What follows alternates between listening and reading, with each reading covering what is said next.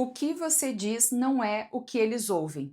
Já aconteceu de você preparar tudo, conhecer os números, saber as regras, ter todos os argumentos, mas quando fala, a sala não ouve ou parece que ouve diferente do que você disse? E aí vem aquela frustração, né? Como é que pode? Estava tudo ali, claro, organizado. Eu vou te contar uma coisa: o problema não era a informação, mas a forma como ela foi recebida. Comunicação não é só o que você diz, é o que o outro entende e sente, e essa aula é sobre isso. A psicologia social mostra algo que muda tudo na forma de conduzir uma assembleia. Quando as pessoas se sentem ameaçadas, elas param de ouvir.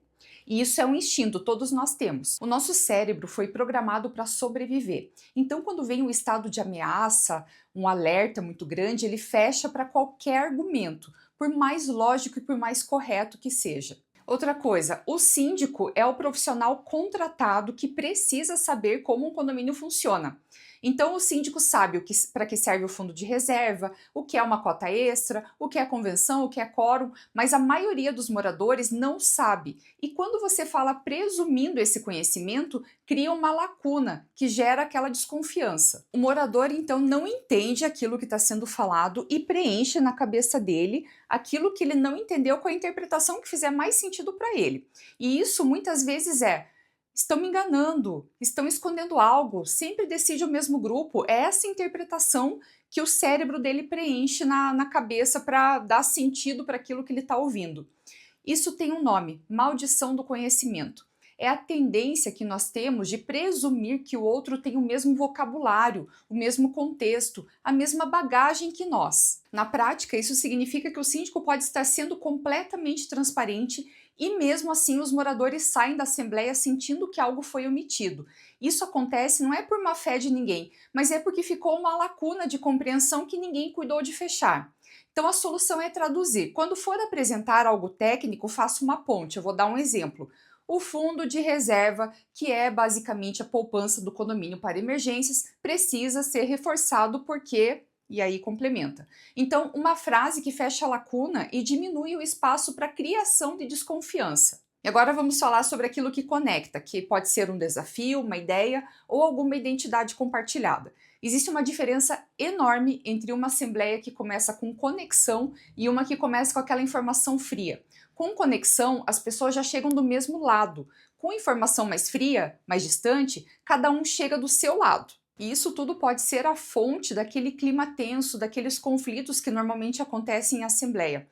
Porque a ideia que acaba se perdendo nisso tudo é de que o síndico está no condomínio para defender os interesses daquela coletividade, trabalhar em prol daquele patrimônio. Então, para reforçar isso, eu vou te passar 3 ideias de como criar essa conexão já no início da assembleia. Então, a primeira ideia é um desafio compartilhado. Eu vou dar um exemplo, mas é claro, depois você adapta no teu estilo de falar, da forma como você achar conveniente. Os exemplos é só para você captar a ideia do negócio, tá? Então, ó, esse condomínio enfrentou um ano de desafios, com muitos imprevistos, mas hoje estamos aqui nessa assembleia porque queremos resolver isso juntos. Então, veja, você não minimizou o problema, você não fingiu que estava tudo bem, mas você colocou todo mundo do mesmo lado diante do desafio. Nós contra o desafio. Outro exemplo que eu vou trazer é de uma ideia em comum. Então, ó, todos nós queremos um condomínio que valorize nosso patrimônio, seja seguro para as nossas famílias. É para isso que estamos aqui hoje. Então, é simples, mas é poderoso, porque é verdade e não tem como discordar disso. A próxima ideia é identidade compartilhada. Essa aqui é ótima para quem é síndico morador. Somos vizinhos e dividimos o mesmo espaço, as mesmas estruturas, os mesmos problemas. O que decidirmos hoje afeta a todos nós igualmente. Então, veja, isso ativa muito pertencimento, que é a melhor coisa contra a polarização. Então veja como não precisa ser nada longo, um grande discurso, mas você precisa de fato transmitir sinceridade no que você está falando. E certamente sua condução vai passar a ser muito diferenciada. Lembra do que eu falei no começo da aula sobre comunicar é o que as pessoas entendem e sentem? Elas percebem também quando há sinceridade no que está sendo falado. E se sentir é tão importante, vamos ver exemplos de 2 síndicos que apresentam o mesmo reajuste de cota e os potenciais efeitos disso. Então, o primeiro síndico diz: em função do aumento dos custos operacionais e da necessidade de recomposição do fundo de reserva, será necessário um reajuste de 15% nas cotas condominiais a partir do próximo mês. Informação fria.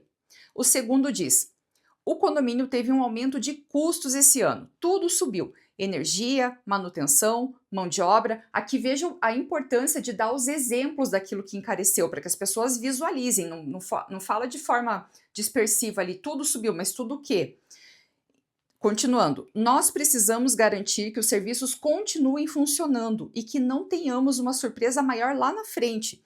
Então, para cobrir esses aumentos, vamos precisar de um reajuste de 15%. Eu sei que não é o momento ideal, mas é a decisão mais responsável. A informação passada é a mesma, mas a percepção pode ser completamente diferente. O primeiro síndico gerou distância, informação fria. O segundo gerou mais confiança, uma comunicação mais empática. O segundo usou uma linguagem que faz sentir, reconheceu a dificuldade, mostrou cuidado e apresentou a decisão como algo a ser feito para proteger aquela coletividade, não para onerar, para punir. Sempre que for comunicar algo difícil, pergunte antes: como eu quero que as pessoas se sintam ao ouvir isso? A resposta vai mudar cada palavra que você escolher. Agora vamos ver por que uma reclamação específica pode derrubar todo o seu argumento. Você preparou os dados, organizou os números e tinha tudo para conduzir bem. Aí vem um morador, levanta a mão e conta a história dele. Minha mãe é idosa, mora sozinha no quinto andar e o elevador ficou parado 3 dias. 3 dias, ela não conseguiu sair do apartamento. Pronto, a sala muda e o argumento técnico entra por um ouvido e sai pelo outro. E de repente, você está respondendo a uma história, saindo totalmente da pauta.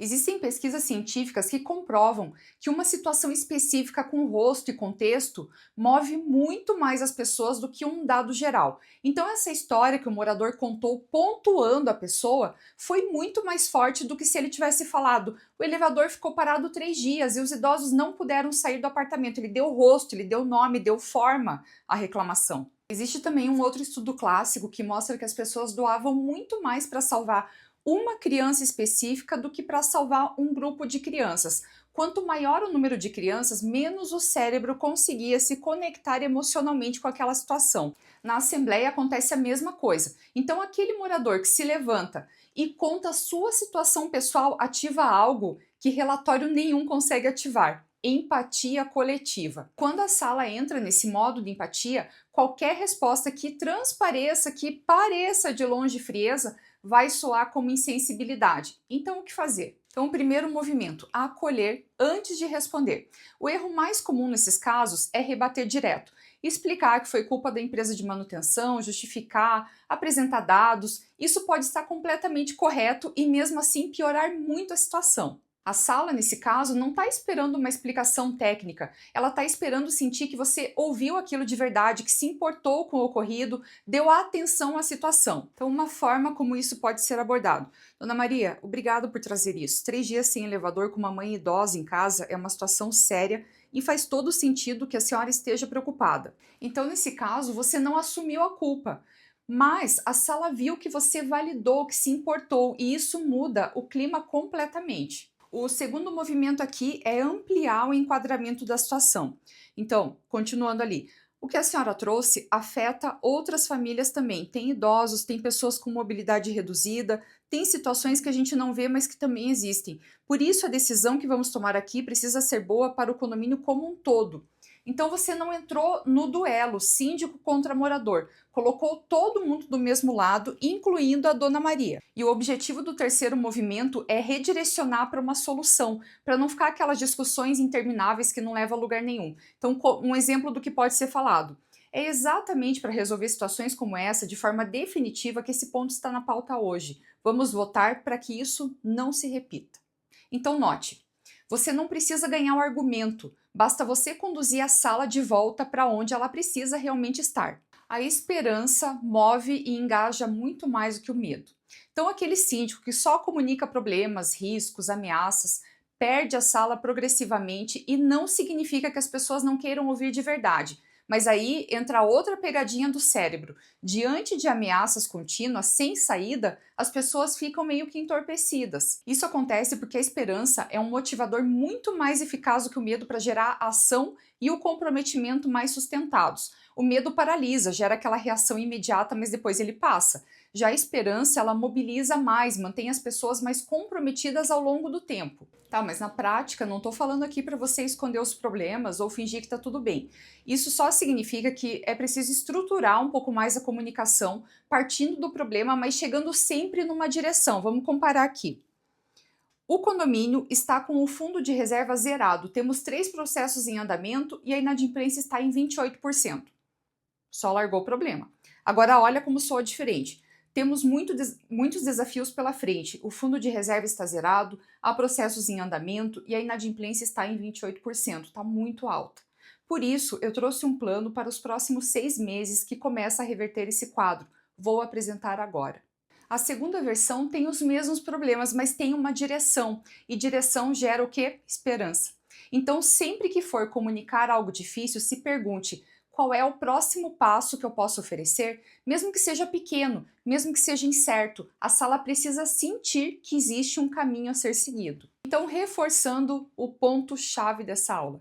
Comunicação não é o que você diz, é o que o outro entende e sente. O síndico que aprende a calibrar isso não precisa mais ficar tendo razão em voz alta. Ele simplesmente conduz com estratégia.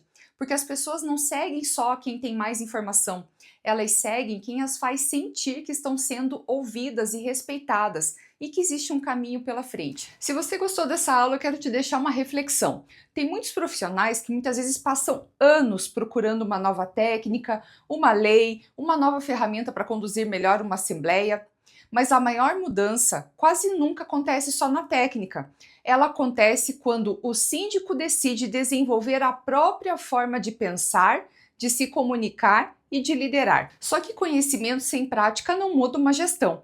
E informação sem posicionamento também não constrói autoridade. Foi por isso que o Por Trás da Pauta nasceu. Não é apenas um curso sobre assembleias, é um processo para te ajudar a desenvolver a postura, a leitura de ambientes e a comunicação que todo síndico precisa para conduzir assembleias, principalmente em ambientes de pressão. Se você decidiu investir no seu crescimento como líder, eu vou ter o prazer de caminhar com você nessa jornada. O link está na descrição desse vídeo. Até lá!